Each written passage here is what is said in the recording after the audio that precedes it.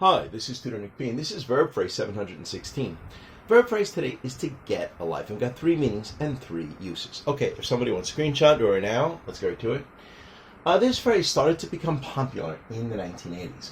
One noteworthy early use that may have popularized it was a 1986 Saturday Night Live sketch in which William Shatner, the actor, the lead star who played the captain on the old Star Trek TV show, told an obsessive fan to get a life. Okay.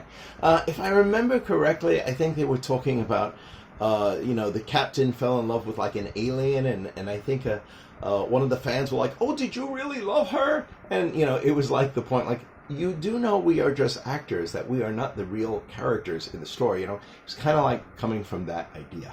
All right, let's continue. In the sketch, the fans obsessed about the show and talked to the actors like they were the real characters. And the phrase took off from there, started to become really popular from there.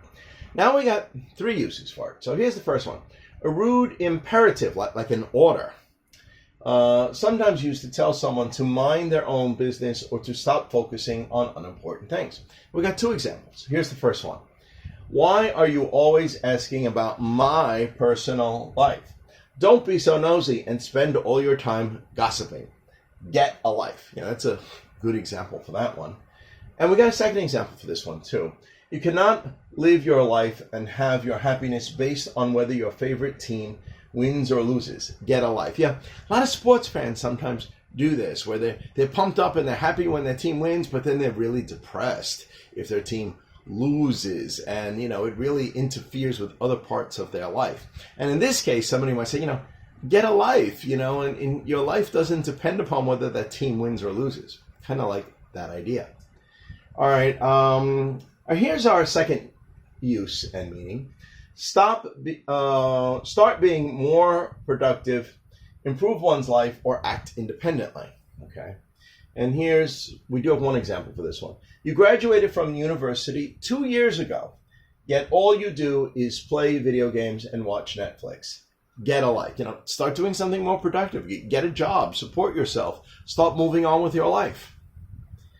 All right. And the third use, do things one finds enjoyable and fulfilling. All right. And we do have one example for this one. You are too much of a workaholic. Didn't you ever hear the proverb, all work and no play makes Jack a dull boy? Take some time off, get a life, and enjoy yourself.